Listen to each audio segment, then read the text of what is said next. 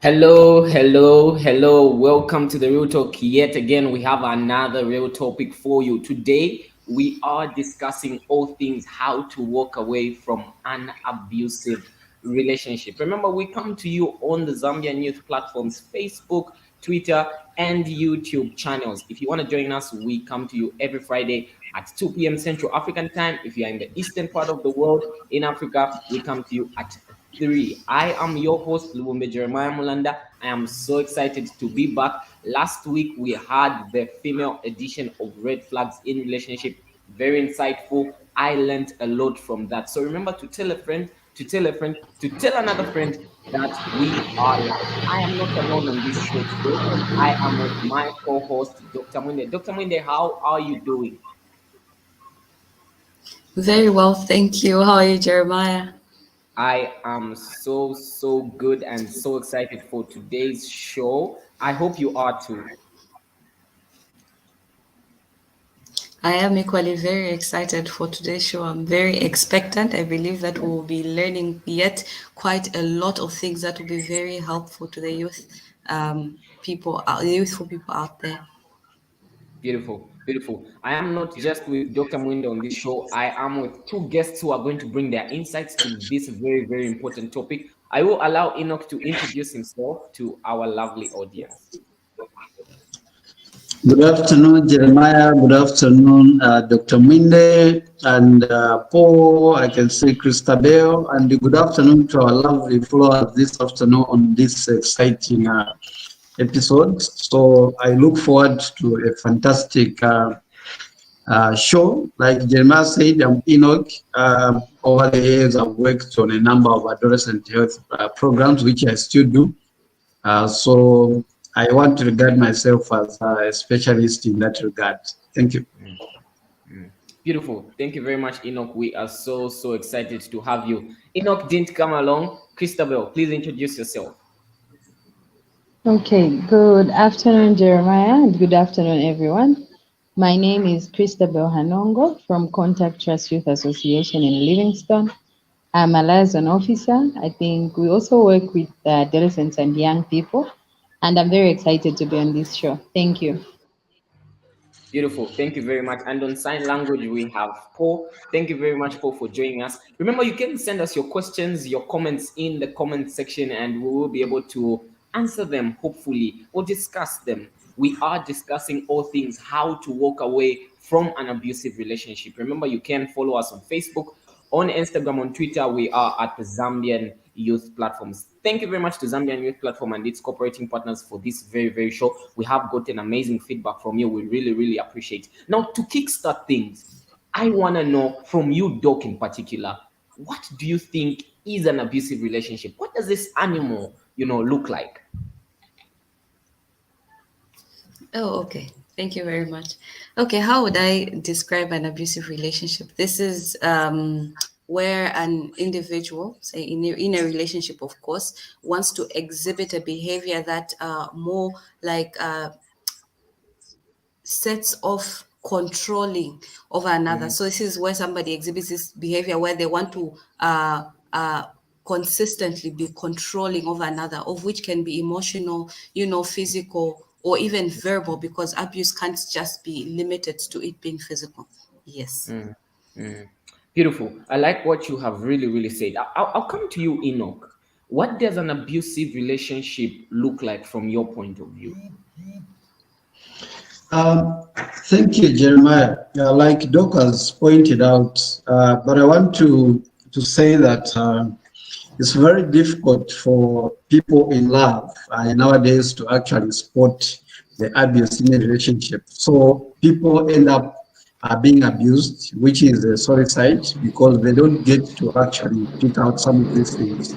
But like Doc has mentioned, I think this hinges on a number of things. Among them is a behavior like what she has described, that is controlling, where the other person literally just follows marching orders. Go to the east, go to the right, go to the what. They don't have a say. So these are some of the characteristics. So the moment you spot like your partner is calling every after 5 minutes. They want to know where you are, what you're doing, who are you with, who are you going to be with, how long are you going to be there. I just know that you're actually trading on that path that is leading you to abuse. So there are all sorts of other elements that should signal that this is actually an abusive relationship. Others actually don't even want to be friendly to the people that you call your friends or your companions. They're going to be rude to them. Uh, simple things like, can you say hi to my friend?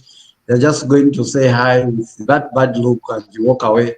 So such kind of aspects are what culminate into this abuse. Yeah.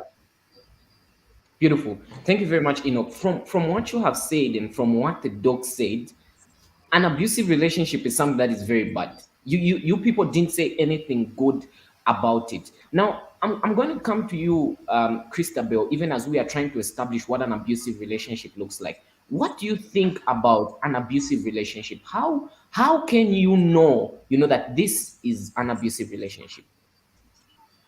I think for me, in simple terms, an abusive relationship is a relationship that gives you no peace at all. So when I say no peace, I will borrow the words from my two colleagues. It can be verbal, it can be physical, it can be mental. A situation where you are in for me, I always say a relationship is supposed to be enjoyed and not endured. When you start to endure certain things, you say, oh, okay, probably he will change. You are being beaten and you are saying he will change later on, or somebody's insulting you, and you're not, of course, there's no one who gets excited to be insulted. So, such you can call an abusive relationship where you really have no peace. You're not enjoying, but you're with somebody because I think the intention is to be happy when you get into a relationship. So I think in simple terms, I can say that.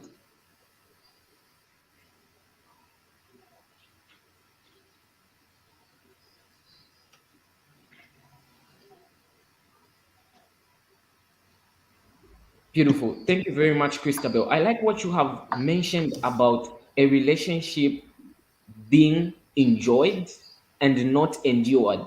And that has just revealed something to me. Nowadays you see a lot of people trying to endure a relationship, and there's a little bit of enjoying that is happening in these relationships. So remember that when you are in a relationship and you are doing a bit more enduring than you are enjoying, then maybe we might categorize that as an abusive relationship. Thank you very much for setting the tone there.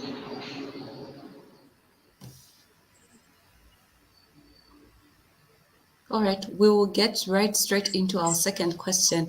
I would like to hear from you, Mr. Enoch, what are really the hindrances one would face in wanting to walk away from an abusive relationship? What do you think people go through? Why do they still remain in abusive relationships?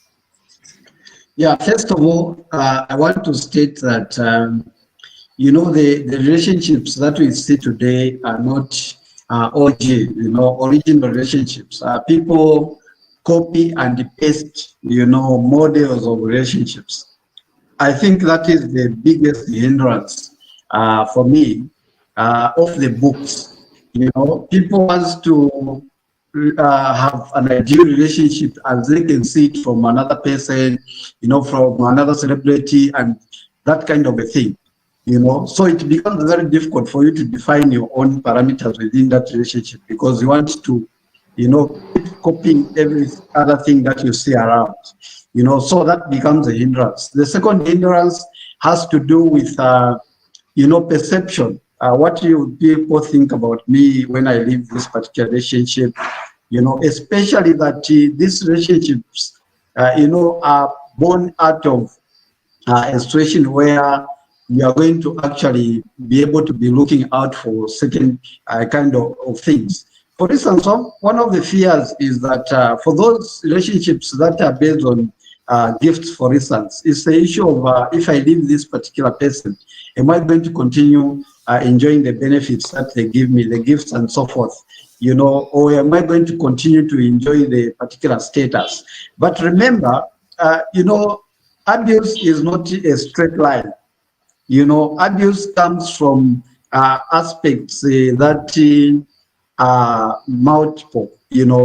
One such multiple, aspect is that this person is going to disrespect you, they are going to abuse you, they are going to, but it comes from a place where abuse after the other, this person is going to apologize and show remorse and even commit to changing their ways in which they are dealing with you in that particular relationship. So the whole time you are being abused and this person apologizes and you are hoping that one day they are going to change. And indeed, you are going to have people that are going to give you examples of how bad people were and how they've been able to change and how they're enjoying life. So you're sticking there hoping this person is going to change and they're not changing. And in the process, you're actually going through a lot of torture, a lot of abuse, emotionally and otherwise. So basically, that's one or two of the things that make it difficult for people to walk away. Yeah. Oh wow, that's amazing. Actually, what I picked that stood out for me a lot is two things. First, you mentioned coping, and secondly, young people wanting to enjoy privileges that come in relationships. So you find that no matter how abusive someone can be, they would rather just ignore so that they can maintain those, if it's standards or privileges that they're receiving from that relationship, which of course should not be the case. What other things would you think would hinder people from, living an abusive relationship? Jeremiah, I'd like to hear from you. Maybe you can tell us one or two things that you have observed among the young people. Beautiful. And before I actually even respond to that, there's a comment that has really caught my attention from the chat. So Nino Brown says, I agree with Enoch. My girlfriend was telling me to love her the way Sibu Malambo loves his wife, and yet I don't have money, which is a very, very valid point. And I like what Enoch said about always trying to compare. Let me also treat my girlfriend the way Sibu treats his wife, which is probably very, very wrong. We shouldn't make comparisons. But coming to this very important question, Doc, I feel also for young people, it is the fear of being alone. You know, just that fear of being alone, not having someone to probably text you good morning and good night will make you endure and not enjoy, like Christabel said. We as young people really don't understand the value of being alone, because when you are alone, it's a moment of self-reflection. It's a moment to enjoy personal peace, personal comfort, personal well-being, you name it, personal mental health. But we don't like to be alone. So because you are scared of being alone, you will endure an abusive relationship. And I have, had conversations with people who've stayed in relationships for a very, very long time that are abusive. You ask them, why do you stay? The simple answer is, I can't be alone, Jeremiah. So what do I do? This person is there for me despite being abusive. So always remember that your health is your ultimate wealth. So you need to put yourself first. You need to put your health first. For me, that is what is important. So thank you very much, Enoch, for that contribution. And thank you very much to all the questions and contributions that are coming in the chat. Remember, we are discussing all things how to walk away from an abusive relationship. If you're just joining us, we have Enoch and we have Christabel who are giving us insightful contributions. I have a question from the chat. And Christabel, maybe you might try and digest this one. It says, how best can someone improve from being an abusive partner to a caring and enjoyable partner in a relationship? Thank you very much, Enoch, for that question. Christabel, what do you think? Okay, to answer that question, I think I always say everything is possible as long as you put your mind to it. So it's very possible that somebody can move. It's just like the people that we know that probably have been abusing alcohol a lot. I think we have very good examples of such people that have converted even to become pastors. So in the same vein, it's very possible for somebody to stop being an abusive person and become a very caring person, because it takes somebody to realize that what they're doing is wrong. And so when they realize that and then they seek the necessary help, they'll be able to change to become that caring person. And then maybe secondly, for the second question, I also have a bit of a contribution. Some of the things that can hinder us from living, or that can hinder people from living an abusive relationship. Actually, one of the hindrances can be church. Okay, they are young people. We're looking at relationships in general, and some relationships are relationships in terms of marriage. So we know that there are young people that can be married, and probably they got married in a church, but because everybody looks up to them, in as much as they can be going through any form of abuse, they may not come out because they are scared of how people are going to look at them. And then, secondly, again, I'll borrow some of the words that Enoch used, family and friends. You know, most of these abusive relationships have stayed on because of the families. You find that your family maybe is embarrassed that if you maybe get divorced, or even just a boyfriend girlfriend relationship, there are those relationships that are known. So when people are happy with that person, you know, most, and it's very common that your family may love, or either the family of the man may like you, but you have a problem with that boyfriend or girlfriend of yours. Same applies with married couples. So friends also, there are situations where people will like your boyfriend because he's probably handsome as they look at him, but they don't know what you go through when you are with him. And then also a relationship that is more focused on financial benefits. I've heard a lot of people that will date people not because they love them, but because they have money. Okay, and I think that is what is happening in our society today. It's more about money. They'll tell you "Mamuna ni patumba," and they'll not look at maybe the character. They'll put that away and say as long as he's got money. So somebody would rather be beaten up, would rather be insulted, as long as they are getting the money. So if they leave, they are scared that they will not be getting that money. So they would rather stay in there and pretend to be okay. Yeah.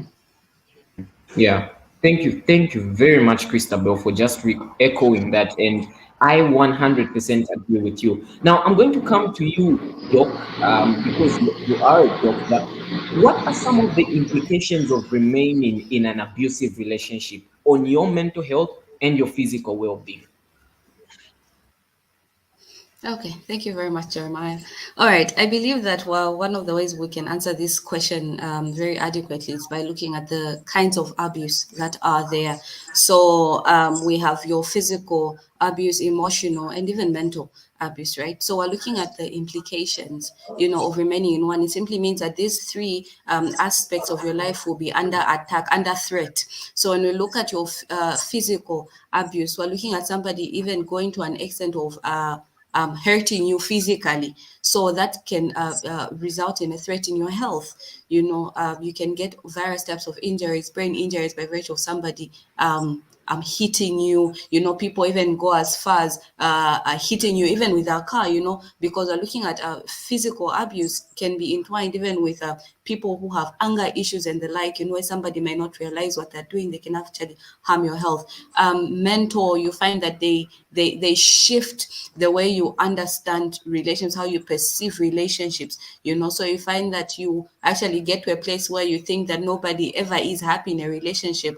Or even, how some people have spoken to people who, by virtue of how they are how they see relationships, say with their parents, abusive relationship, they have changed their understanding and perception of relationships such that they feel like if a relationship say is not abusive, physically and the like, it's not good. Or those that see that the moment somebody begins to treat them in a certain way, they can no longer maintain, or remain in that relationship. Then when you look at it from the emotional point of view, you find that somebody begins to have low esteem, they're not confident in themselves, and so on. So yes, that's what I would say concerning that. Thank you very much, Jeremiah.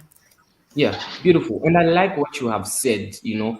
An abusive relationship has implications on your physical well-being because you are being beaten, and we are seeing people have complications, different types of health complications, because they are being abused, physically, on the mental side of things, and the emotional side of things.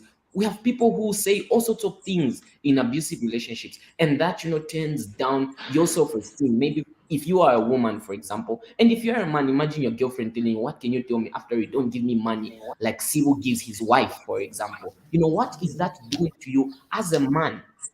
So I feel like the implications are many. Talk about, if you have a car, for example, and your girlfriend is abusive, is a psychotype, breaks your vehicle, all of those are implications that we need to begin to take very, very seriously. And thank you very much, Doc, for highlighting some of those. Now I'll come to you, Enoch. What are some of the signs that you need to watch out for, for you to know that really this looks like or is an abusive relationships? Can you give our viewers some of the signs that they can look out for? Yeah, thank you, Jeremiah. I think some of these I already pointed out in my preamble. Unfortunately, what I want to say is that in our days, we have relationships that start at the same day, end the same day, which is very unfortunate because of what some of the things that Christabel already talked about, the benefits, and then also what is ideal according to what people see. But if people pay attention, you can actually be able to notice some of the things. Some of the things that I already mentioned. For instance, if somebody uh, becomes, in terms of emotional abuse, some of the signs could be just the poor communication, you know, and I'm sure everyone agrees here that when a relationship starts, there will be a whole catalog of text messages, video calls, and all that phone calls, and all the platforms that each of the partners involved belong to, be flooded with all those emojis and so forth. So the moment you begin to see less of that, I think that is sign enough that you are no longer the treasured in that particular aspect. The person begins to have less time for you. If it's physical contact, for instance, where you're able to meet maybe for 2 hours, this person will just come for 10 minutes. Oh, I have an assignment to do. I have to get going. you know. Before you know it, this person will just be meeting you on video. They will not actually even physically visit you. If they were giving you some surprises, gift here and there, that becomes old fashioned, then you should be able to look out for that. But I think by and large, in those particular behaviors where somebody begins to be rude at you, instead of correcting you in love, they are going to drink alcohol and begin to shout at you because they are drunk.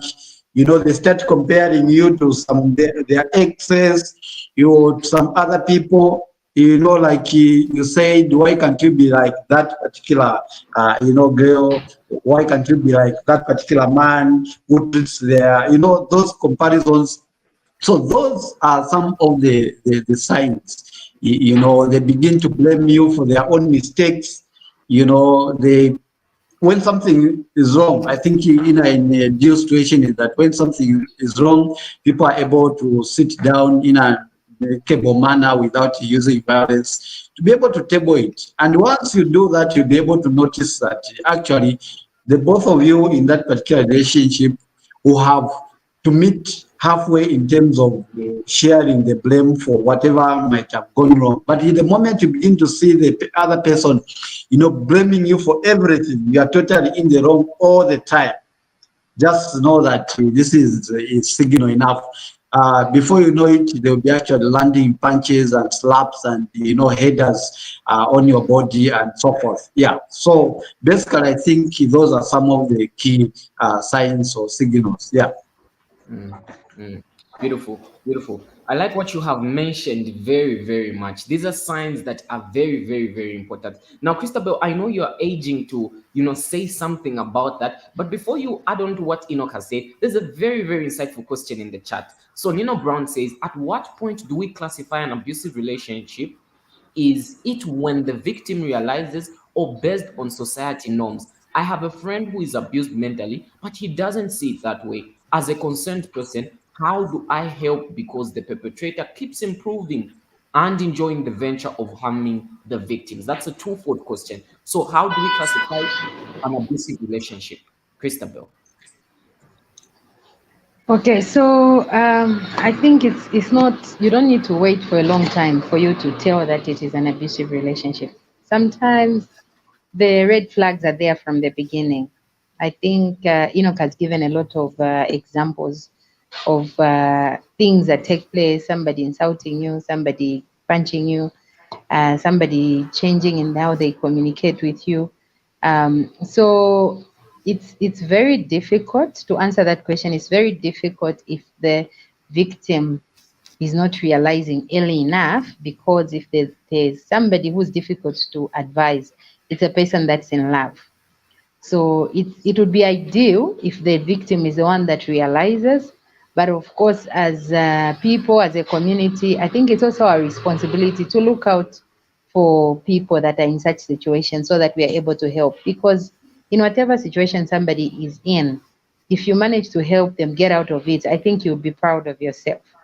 So for to answer the question, I think he or she needs to talk to that person, find a way of getting to them. Sometimes we think that people don't realize because we haven't spoken to them. We just look at them and think, okay, probably she's okay with it because they've never come to complain to you. But just as we are different in the way we look on our faces, we are different in the way we handle situations. So some people decide to keep quiet, but that doesn't mean that they're not doing anything about it. I think we've had a lot of cases of abuse where women have been stabbing their men. You can attest with me, you can agree with me that most of those relationships are relationships that were looking beautiful from the outside. Okay, people that were looking were just saying, okay, those two people are happy, because the other person was never ever came out to say, I'm going through this.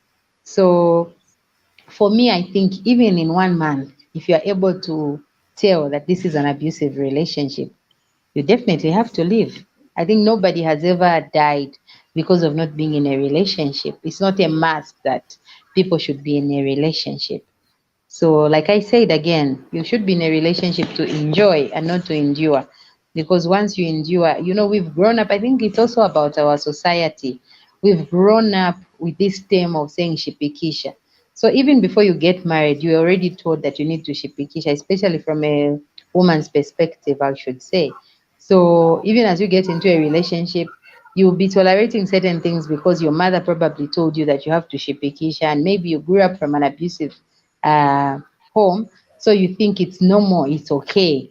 But then it's very important to have as much information as we can, because once you have information, you'll be able to realize certain things that are wrong. Beautiful. Thank you very much. And I hope, Nino, you have listened keenly onto Christabel's insights. So, as a concerned person, it is your responsibility to advise this person. And we understand and know that it is very hard to understand someone who's in love, but please be there to remind them that their health is their wealth and it's their responsibility, because sooner or later something that is really really tragic is going to happen to them. So just advise them to be on the lookout for those signs, to be able to negotiate themselves out of an abusive relationship, because we understand as well that it might be very very hard to leave an abusive relationship. So thank you very much, Christabel, for that. I will now throw it to Doc. As we begin to conclude this very, very important topic, what do you think someone should do once they find themselves in an abusive relationship? And then we'll have Enoch and Christabel as well.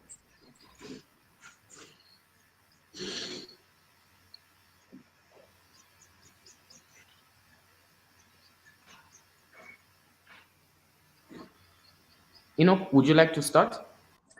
Yeah, no problem. Thank you so much. I think I heard Christabel talk about it in her remarks. She was talking about, you have to quit, you have to walk away. Yeah, that is part of the solutions. But remember, it's a relationship. The assumption is that you've built this particular, companion union over a period of time. And there are certain understandings that you have. There's a way you've been resolving issues. So I want to take it that relationship, it's an ongoing process of, perfection and stuff like that. But I think what is key in addressing this abusive relationship, first of all, I think people should be bold enough to be able to call out this abusive behavior when they notice it. There are very few young people, especially nowadays, that are able to say it out the way it is and tell it to the face of this partner to say, I'm being abused. And those that are able to say it, I think the problem that we have is that they say it at a wrong time. You are saying bad things when you are being beaten. You are saying bad things when you are annoyed. You are saying bad things when your expectations have not been met. I think that is the wrong time. The right time is to be calm and, collected as you address the particular behavior or abusive behavior by telling it to your partner the way it is and how you want it changed. If that cannot work, the second stage is for you to involve somebody that you think, if brought in the conversation, will be able to have influence. Because the danger is that if you get your best friend or your best relative that supports you, throughout that conversation, that particular person that you have brought is going to be supporting that a particular person. They will choose sides. That will not work. So you have to bring somebody that even yourself that has reported the matter will be able to admonish you on where you went wrong. So involving a third party is also crucial. But the challenge, Jeremiah, that we have today is that most of these relationships are just known between the two people. Your relatives do not know, your friends do not know. They only know it when you have been beaten and you have the swollen face. Who has beaten you? My boyfriend. But who? For when? Since when? They don't know. But in an abuse situation, this should be a non-relationship where you can actually introduce somebody else. So if all those avenues do not work, Christabel said it already, walk away, because there's no one who has ever died because they are not dating, they don't have a partner. Nothing will change on you. If anything, actually, you become more attractive because you are going to have more time to look after yourself, and choose a particular partner that is desirable. Yeah. Beautiful. Thank you very much, Enoch, for that insight. Christabel?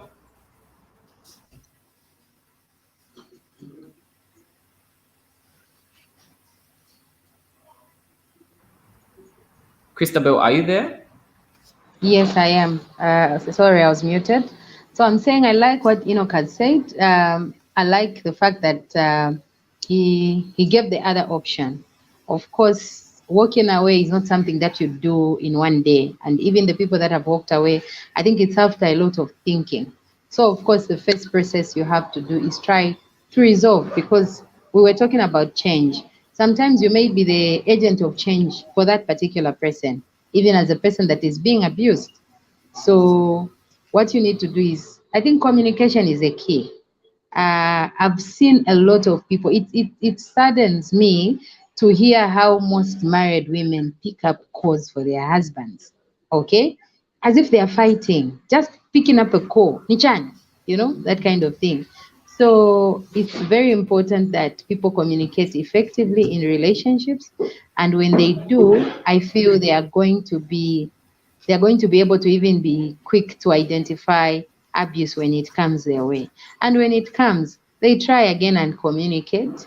And if it doesn't work, of course, that's when they have to leave. And communication, again, I'll echo Enoch's words, it's where you involve people. They can be people at church, they can be people that just value, that have been influential for you in your relationship. There are people that have been brought together by individuals. So you can, depending on the kind of relationship you have with those people, you can make them help you to grow your relationship as well. I feel that is something that can help. Thank you. Beautiful. Beautiful. Thank you very much. Enoch from the chat says one needs not to die before he or she realizes that they are being abused in a relationship. I would suggest that the victim must be able to identify the abuse and be able to make a decision based on the knowledge that one has about the abuse. Educate the victim on the dangers of an abusive relationship so that they will be able to make well informed decisions about their abuse. Thank you very much, Enoch. We really appreciate. Now, 30 seconds stops. Enoch, what is the take home message from this topic today? Yeah, my last word is that I think people should not take go into a relationship out of the blues. If you're going to go in a relationship with anybody, it's somebody that you may have known where they stay, what they do, the kind of place they hang, the basic information about somebody, so that when you begin to spot certain things that you don't like about that person, it's something that you think you can manage, you know. Don't go into a relationship the same day, yeah, and you begin to do everything. You meet in the morning, in the afternoon, you're exchanging gifts in the evening, you're at a dinner. That shouldn't be the case. And this is what results into abuse. But should be somebody that you know over time, so that by the time you make a decision, you are making that decision for a relationship out of this informed mind. Yeah. Beautiful. Thank you very much, Enoch, for that. Christabel, your take home points in 30 seconds. Okay, so for me, I think when we talk about relationships, there's no operating manual on how a relationship should begin, how it should really move, but people need to communicate and agree and be sure of what they're getting themselves into. It shouldn't be a gamble. So we all know what we like, we all know what our preferences are. So let's try to look out for those and make sure that we are happy in these relationships because we only live once. So let's not lose our lives in trying to get happiness, and let's not endure, but let's enjoy. Thank you. Beautiful. Thank you very much, Christabel. Re-echoing the fact that a relationship should be enjoyed and not endured. My co-host, Doc, do you have any take-home point? What's your take-home point from this insightful conversation? Okay, thank you very much, Jeremiah. So my take-home point is basically people must understand that they should not succumb to peer pressure.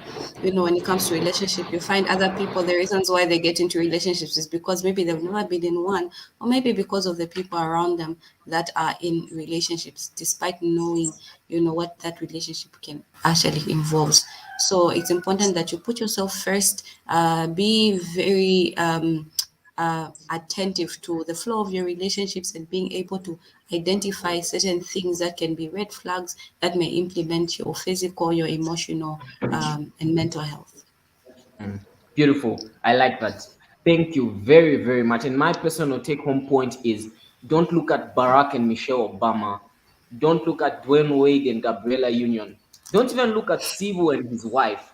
Focus on your relationship. And remember, a relationship should be enjoyed and not endured. Thank you very much to the lovely guests and my co host as well for taking us through this very, very insightful topic. Remember, we were discussing all things how to walk away from an abusive relationship, and this is recorded, so feel free to go back and refresh, so that you could benefit from all of these insights. Thank you very much to the questions as well in the chat. Thank you very much to all who had the time to join us on this very insightful journey. I have been your host Lubumbe Jeremiah Mulanda with another real topic on the Real Talk. Until next time, Friday 2 p.m. Central African time and 3 p.m. Central African time. God bless and bye bye.